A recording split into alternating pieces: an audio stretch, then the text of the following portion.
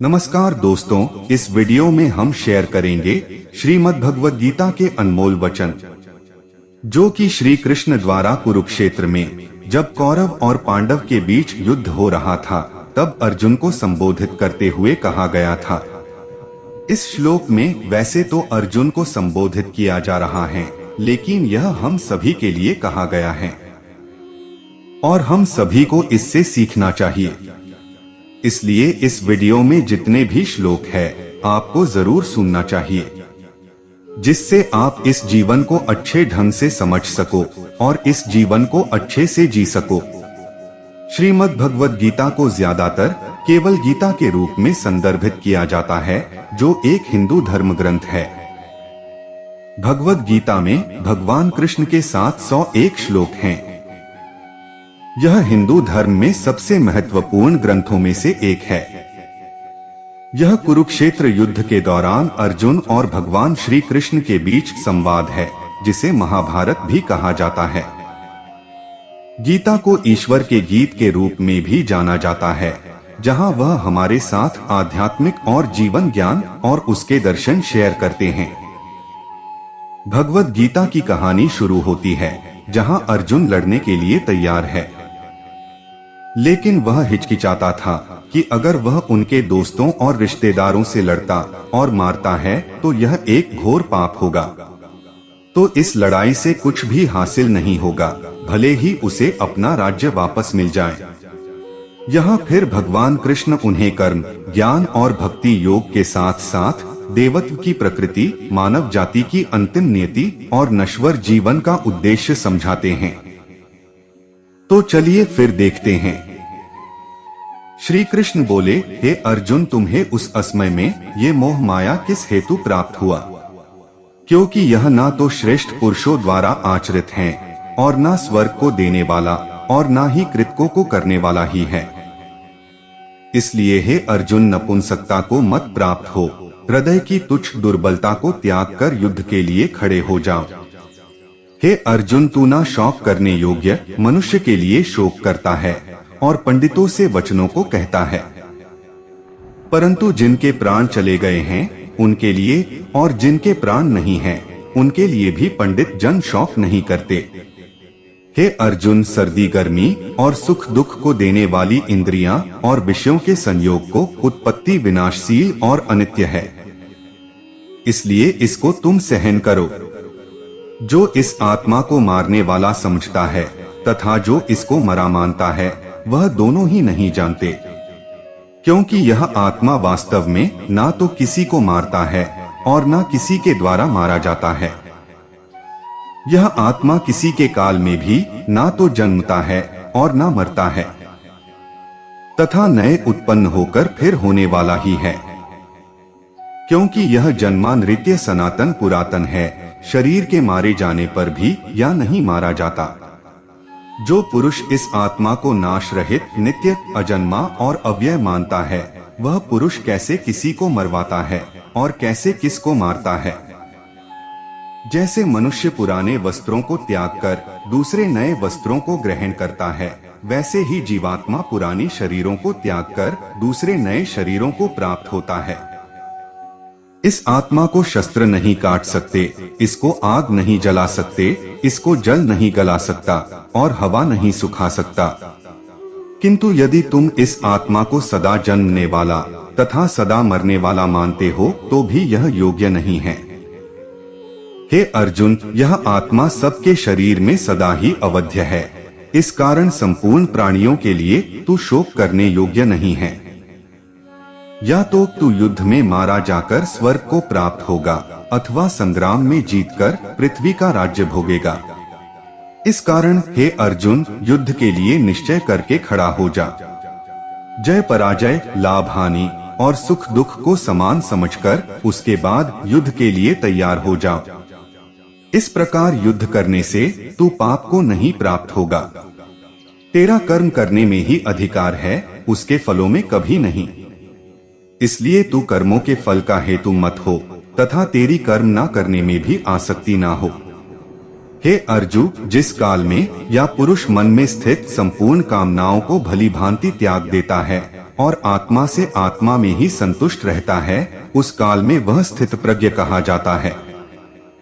दुखों की प्राप्ति होने पर भी जिसके मन में उद्वेग नहीं होता, सुखों की प्राप्ति में जो सर्वथा निष्प्रह है, तथा जिसके राग, भय और क्रोध नष्ट हो गए हैं, ऐसा मुनि स्थिर बुद्धि कहा जाता है।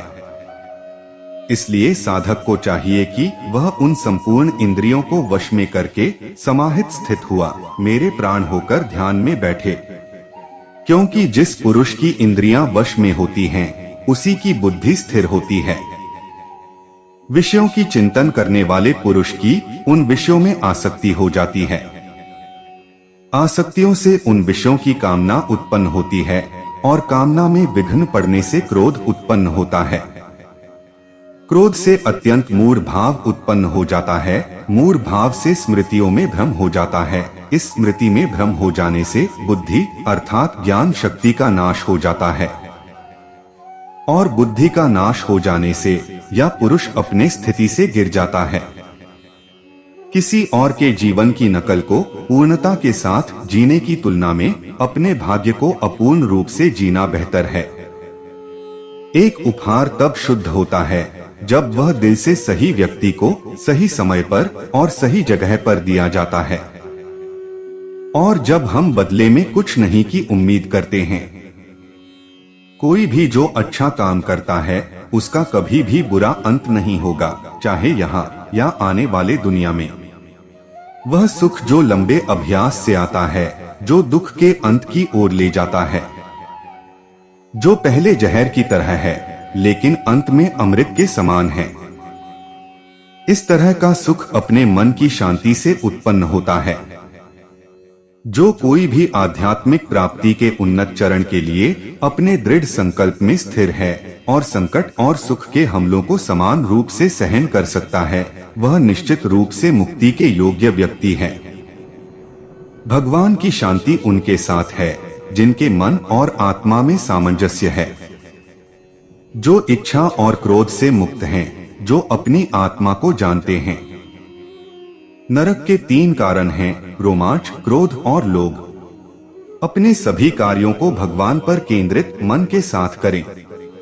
आसक्ति का त्याग करें और सफलता और असफलता को समान दृष्टि से देखें। अध्यात्म का अर्थ है समभाव। वह जिसने घृणा को जाने दिया है, जो सभी प्राणियों के साथ दया का व्यवहार करता है और करुणा करता है, जो हमेशा शांत रहता है, दर्द या खुशी से अप्रभावित, मैं और मेरा से मुक्त, आत्मनियंत्रित, दृढ़ और धैर्यवान। उसका पूरा दिमाग मुझ पर केंद्रित था। यही वह आदमी है जिसे मैं सबसे ज्यादा प्यार करता हूँ। वह आदमी जो मुझे हर चीज में देखता है, वह जो एकता में निहित है, एहसास है कि मैं हूँ हर प्राणी में। जहाँ कहीं भी वह जाता है, वह मुझ में रहता है। जब वह सभी को समान रूप से देखता है, दुख में या खुशी में, क्योंकि वे अपने जैसे हैं, वह आदमी योग में सिद्ध हो गया है। मैं मृत्यु बन गया, संसारों का संहारक। सुख और संकट की अस्थायी उपस्थिति और समय के साथ उनका गायब होना, सर्दी और गर्मी के मौसम की उपस्थिति और गायब होने की तरह है। वे इंद्रिय बोध से उत्पन्न होते हैं और किसी को परेशान किए बिना उन्हें सहन करना सीखना चाहिए। अपना मन अपने काम पर लगाओ, परंतु उसके फल पर कभी मत लगाओ। वह सभी चमकदार वस्तुओं में प्रकाश का स्रोत है। वह पदार्थ के अंधकार से परे है और अव्यक्त है। वह ज्ञान है, वह ज्ञान का विषय है और वह ज्ञान का लक्ष्य है। वह सबके हृदय में विराजमान है। हम वही देखते हैं जो हम हैं, और हम वही हैं जो हम देखते हैं। करुणा द्वारा निर्देशित सभी कार्य सावधानी से करें। मैं प्रत्येक ग्रह में प्रवेश करता हूँ और मेरी ऊर्जा से वे कक्षा में रहते हैं। मैं चंद्रमा बन जाता हूँ और इस प्रकार सभी सब्जियों को जीवन का रस प्रदान करता हूँ। समय मैं जगत का नाश करने वाला हूँ, जो सबका सत्यानाश करने आया हूँ। आपके भाग लेने के बिना भी विरोधी रैंकों में शामिल सभी लोग मारे जाएंगे।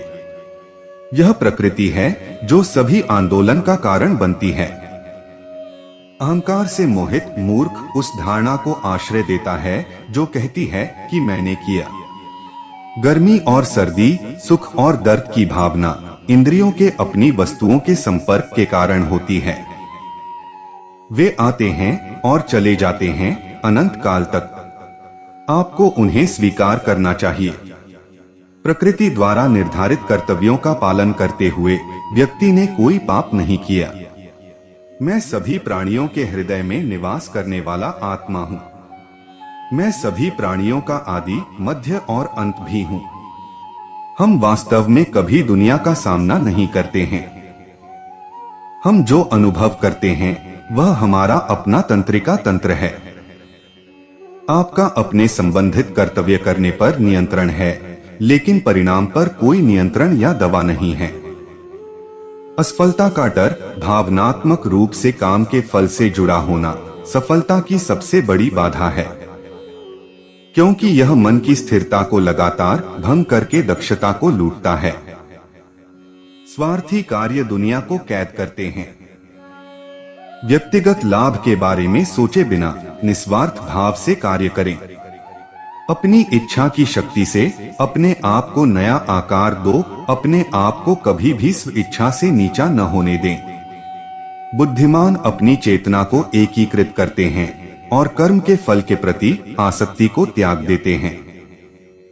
जब कोई व्यक्ति दूसरों के सुख दुख के प्रति इस प्रकार प्रतिक्रिया करता है जैसे कि वे उसके अपने हैं, तो उसने आध्यात्मिक मिलन की उच्चतम अवस्था को प्राप्त कर लिया है। क्रिया का वास्तविक लक्ष्य स्वयं का ज्ञान है। हम जो कुछ भी हैं, वह हमने जो सोचा है उसका परिणाम है। हम अपने विचारों से बने हैं, हम अपने विचारों से ढाले जाते हैं। मैं ही सब प्राणियों के हृदय में सबका नियंत्रक होकर बैठा रहता हूँ, और यह मैं हूँ जो स्मृति, ज्ञान और अनुपातिक संकाय का स्रोत हूँ। फिर मैं ही वेदों के माध्यम से जानने योग्य एकमात्र वस्तु हूँ। मैं ही वेदांत का मूल और वेदों का ज्ञाता हूँ। ऐसा कोई समय नहीं था जब मैं नहीं था, न आप, न ही इन राजाओं में से कोई भी, और न ही कोई भविष्य है जिसमें हम नहीं रहेंगे।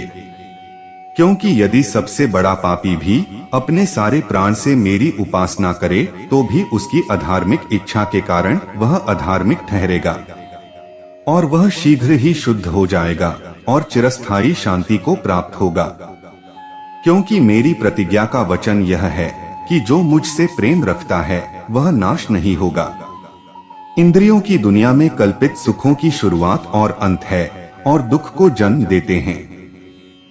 आत्म साक्षात्कार में स्थापित लोग अपनी इंद्रियों को नियंत्रित करने के बजाय अपनी इंद्रियों को नियंत्रित करते हैं।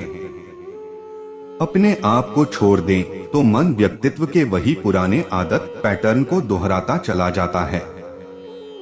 हालांकि मन को प्रशिक्षित करके कोई भी कदम उठाना सीख सकता है और सोचने के पुराने तरीकों को बदल सकता है।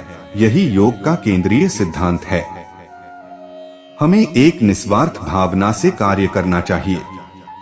कृष्ण कहते हैं, अहंकार भागीदारी के बिना और इस बात में उलझे बिना कि क्या चीजें हमारे इच्छित तरीके से काम करती है, तभी हम कर्म के भयानक जाल में नहीं पड़ेंगे।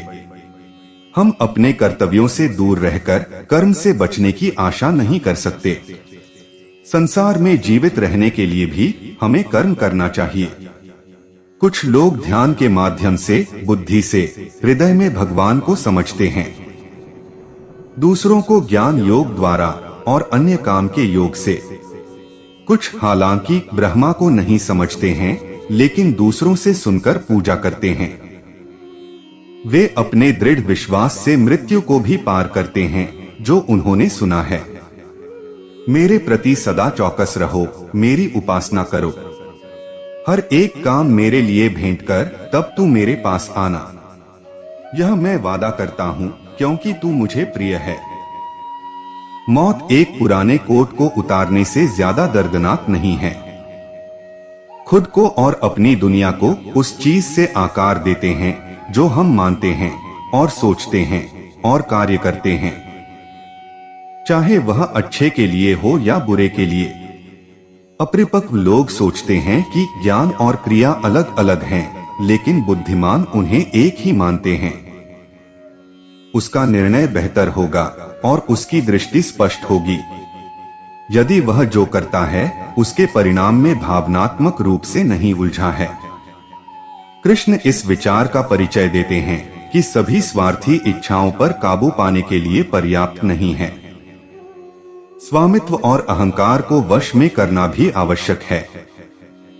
कार्रवाई मुझसे चिपकती नहीं है क्योंकि मैं उनके परिणामों से जुड़ा नहीं हूं। जो लोग इसे समझते हैं और इसका अभ्यास करते हैं वे स्वतंत्रता में रहते हैं। जब आपका मन द्वैत के भ्रम को दूर कर लेता है तो आप उन बातों के प्रति पवित्र उदासीनता की स्थिति प्राप्त कर लेंगे जो आप सुनते हैं और जो आपने सुनी है। कर्म का नियम स्पष्ट रूप से कहता है कि यद्यपि हम कनेक्शन नहीं देख सकते हैं, हम यह सुनिश्चित कर सकते हैं कि हमारे साथ जो कुछ भी होता है, अच्छा और बुरा, एक बार हमारे द्वारा किए गए या विचार में उत्पन्न होता है। हमारे साथ जो होता है उसके लिए हम खुद जिम्मेदार हैं। हम समझ सकते हैं या नहीं? यह इस प्रकार है कि हम खुद को बदलकर जो हमारे साथ होता है उसे बदल सकते हैं। हम अपने भाग्य को अपने हाथों में ले सकते हैं। भगवान की छवि अनिवार्य रूप से और व्यक्तिगत रूप से सभी मानव जाति में पाई जाती है। प्रत्येक के पास यह संपूर्ण और अविभाजित है और सभी एक साथ एक से अधिक अकेले नहीं हैं। इस तरह हम सभी एक हैं, हमारी शाश्वत छवि में घनिष्ठ रूप से एकजुट हैं, जो कि ईश्वर की छवि है और हमारे पूरे जीवन का स्रोत है। जब मन लगातार दौड़ता है, भटकती इंद्रियों के बाद यह हवा की तरह ज्ञान को दूर भगाता है। मनुष्य अपनी वासना के अनुसार ही अगला जन्म पाता है। यह संसार हर क्षण बदल रहा है और बदलने वाली वस्तु असत्य होती है। जीवन न तो भविष्य में है न अतीत में, जीवन तो बस इस पल में है। एक सत्य अगर हम हृदय में उतर ले कि न हम भविष्य देख सकते हैं और न ही भविष्य निर्मित कर सकते हैं, हम तो केवल धैर्य और साहस के साथ विश्व को आलिंगन दे सकते हैं। तो क्या जीवन का हर पल जीवन से नहीं भर जाएगा? ज्ञान प्राप्ति सदा की समर्पण से होती है, ये हम सब जानते हैं, किंतु समर्पण का वास्तविक महत्व क्या है, क्या हमने कभी विचार किया? मनुष्य का मन सदा ही ज्ञान प्राप्ति में विभिन्न बाधाओं को उत्पन्न करता है। कभी अन्य विद्यार्थी से ईर्ष्या हो जाती है, कभी पढ़ाए हुए पाठों पर संदेह होता है और कभी गुरु द्वारा दिया दंड मन को अहंकार से भर देता है। और ऐसे ना जाने कितने विचार मन को भटकते हैं और इसी वजह से हम ज्ञान प्राप्त नहीं कर पाते हैं। मन की योग्य स्थिति केवल समर्पण से निर्मित होती है। समर्पण मनुष्य के अहंकार का नाश करता है। दो व्यक्ति जब निकट आते हैं तो एक दूसरे के लिए सीमाएं और मर्यादाएं निर्मित करने का प्रयत्न अवश्य करते हैं। हम अगर सारे संबंधों पर विचार करें तो देखेंगे कि सारे संबंधों का आधार यही सीमाएं हैं जो हम एक दूसरे के लिए निर्मित करते हैं। और यदि अनजाने में कोई अन्य व्यक्ति सीमाओं को तोड़ता है तो उसी क्षण हमारा हृदय क्रोध से भर जाता है। इन सीमाओं का वास्तविक रूप क्या है? क्या आपने कभी सोचा है? सीमाओं के द्वारा हम दूसरे व्यक्ति को निर्णय करने की अनुमति नहीं देते हैं, अपना निर्णय उस व्यक्ति पर थोप देते हैं। अर्थात किसी के स्वतंत्रता का अस्वीकार करते हैं और जब स्वतंत्रता का अस्वीकार किया जाता है तो उसका हृदय दुख से भर जाता है। और जब वो सीमाओं को तोड़ता है तो हमारा हृदय क्रोध से भर जाता है। क्यों ऐसा नहीं होता? और यदि एक दूसरे के स्वतंत्रता का सम्मान किया जाए तो किसी मर्यादाओं या सीमाओं की आवश्यकता ही नहीं होती। अर्थात जिस प्रकार स्वीकार किसी संबंध का देह है, क्या वैसे ही स्वतंत्रता किसी संबंध की आत्मा नहीं है? सबके जीवन में ऐसा प्रसंग अवश्य आता है सत्य कहने का निश्चय होता है हृदय में, किंतु मुख से सत्य निकल नहीं पाता। कोई भय मन को घेर लेता है, किसी घटना अथवा प्रसंग के बारे में बात करना, क्या फिर स्वयं से कोई भूल हो जाए उसके बारे में कुछ बोलना, क्या ये सत्य है? नहीं, ये तो केवल तथ्य है। किंतु कभी कभी उस तथ्य को बोलते हुए भी भय लगता है। कदाचित किसी दूसरे के भावनाओं का विचार आता है मन में, दूसरे को दुख होगा, ये भय भी शब्दों को रोकता है। तो ये सत्य क्या है? जब भय रहते हुए भी कोई तथ्य बोलता है तो वो सत्य कहलाता है। वास्तव में सत्य कुछ और नहीं, केवल निर्भयता का दूसरा नाम है। और निर्भय होने का कोई समय नहीं होता, क्योंकि निर्भयता आत्मा का स्वभाव है। वास्तव में संकट का जन्म है एक अवसर का जन्म, अपने आप को बदलने का, अपने विचारों को ऊंचाई पर करने का, अपनी आत्मा को बलवान और ज्ञान मंडित बनाने का। जो ये कर पाता है उसे कोई संकट नहीं होता, किंतु ये नहीं कर पाता वो तो खुद एक संकट है विश्व के लिए। कभी कभी कोई घटना मनुष्य के जीवन के सारी योजनाओं को तोड़ देता है और मनुष्य उस आघात को अपने जीवन का केंद्र मान लेते हैं। क्या भविष्य मनुष्य के योजनाओं के आधार पर निर्मित होते हैं? नहीं। जिस प्रकार किसी ऊंचे पर्वत पर सर्वप्रथम चढ़ने वाला उस पर्वत के नीचे जो बैठकर योजना बनाता है, क्या वही योजना उसे उस पर्वत की चोटी तक पहुंचाती है? नहीं, वास्तव में वो जैसे जैसे ऊपर चढ़ता है वैसे वैसे उसे नई नई चुनौतियां आती हैं। प्रत्येक पद पर वो अपने अगले पद का निर्णय करता है। प्रत्येक पद पर उसे अपनी योजनाओं को बदलना पड़ता है। कहीं पुरानी योजना उसे खाई में न धकेल दे। वो पर्वत को अपने योग्य नहीं बना सकते, केवल स्वयं को पर्वत के योग्य बना सकता है। क्या जीवन के साथ भी ऐसा नहीं होता? जब मनुष्य जीवन में किसी एक चुनौती को अपने जीवन का केंद्र मान लेता है, अपने जीवन के गति को ही रोक देता है, तो वो अपने जीवन में सफल नहीं बन पाता और ना ही सुख और शांति प्राप्त कर पाता है। अर्थात जीवन को अपने योग्य बनाने के बदले स्वयं अपने को जीवन के योग्य बनाना ही सफलता और सुख का एकमात्र मार्ग नहीं है। मनुष्य जीवन की परीक्षा में सफल होने के लिए क्या नहीं करता? परिश्रम करता, दौड़ भाग करता है, लेकिन जब फिर भी उसका काम नहीं बनता तो वो नकल करता है। जैसे जब आप बचपन में परीक्षा देने जाते थे तो क्या होता था? आप कोई ना कोई सफलता पाने के लिए नकल करता था और उत्तीर्ण भी हो जाता था। परंतु जीवन की परीक्षा ऐसी नहीं होती है। जीवन में नकल करने वाला सफल नहीं होता। कारण विद्यालय में सबके प्रश्न एक ही होते हैं, लेकिन जीवन में ऐसा नहीं है। जीवन का प्रश्न पत्र और उनकी कठिनाई सबके लिए भिन्न होते हैं। निश्चित रूप से उनके उत्तर भिन्न होंगे। इसलिए अगर आपको जीवन में सफलता पानी है तो नकल ना करें, स्वयं के प्रश्नों का उत्तर स्वयं ढूंढिए और सफलता आपकी ही होगी। हम असफल तब नहीं होते जब हम लक्ष्य ना पा सकें।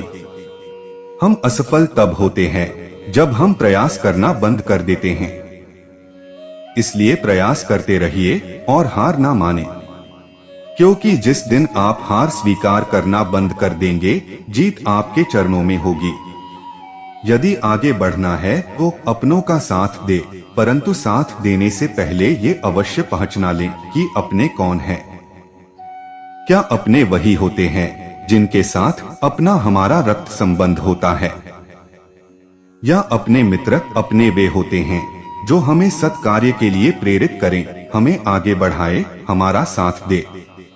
और वो जिनका साथ देने से समाज का नाश हो, धर्म की हानि हो, वो सगे होकर भी सगे नहीं होते। इसलिए जब अपनों की परिभाषा का चुनाव करें तो उन्हें अपना माने जो आपका साथ दे, उन्हें नहीं जो हमें अज्ञान के मार्ग पर ले जाए। जो हुआ अच्छे के लिए हुआ, जो हो रहा है अच्छे के लिए हो रहा है, जो होगा अच्छे के लिए ही होगा। आपको काम करने का अधिकार है, लेकिन काम के फल पर कभी नहीं। परिवर्तन ब्रह्मांड का नियम है। आप एक पल में करोड़पति या कंगाल हो सकते हैं। आत्मा न तो जन्म लेती है और न ही मरती है। तुम खाली हाथ आए हो और खाली हाथ चले जाओगे। काम, क्रोध और लोभ विनाशकारी नरक के 3 द्वार हैं। मनुष्य अपने विश्वास से निर्मित होता है। जैसा वह मानता है वैसा ही वह है। जब ध्यान में महारत हासिल हो जाती है तो मन हवा रहित स्थान में दीपक की लौ की तरह अडिग रहता है। हमें अपने लक्ष्य से, बाधाओं से नहीं, बल्कि लक्ष्य के लिए एक स्पष्ट मार्ग से दूर रखा गया है। उम्मीद खत्म होने पर शांति शुरू होती है। बुरे कर्मों का अंत बुरा होता है। प्रेम, सहनशीलता और निस्वार्थता का अभ्यास करना चाहिए। यह उन सभी समयों के लिए है जब आपने अपने लक्ष्यों को पूरा नहीं करने का बहाना बनाते हैं। जिस परिवर्तन के बारे में सोच रहे हो वो परिवर्तन लाओ। संसार का कल्याण आत्म बलिदान से प्रारंभ होता है। ठीक ही कहा गया है, हर किसी की जरूरत के लिए काफी है, लेकिन लालच के लिए नहीं। उस बदलाव से कभी न डरें जिसके आप हकदार हैं। जीने का एकमात्र सही तरीका वर्तमान में जीना है। तो दोस्तों, उम्मीद करता हूं कि आपको वीडियो पसंद आया होगा और आप हमारे चैनल पर नए हो तो वीडियो को लाइक और चैनल को सब्सक्राइब जरूर करें। आपके एक लाइक से ही हमें प्रेरणा मिलती है और हम मोटिवेट होते हैं। धन्यवाद।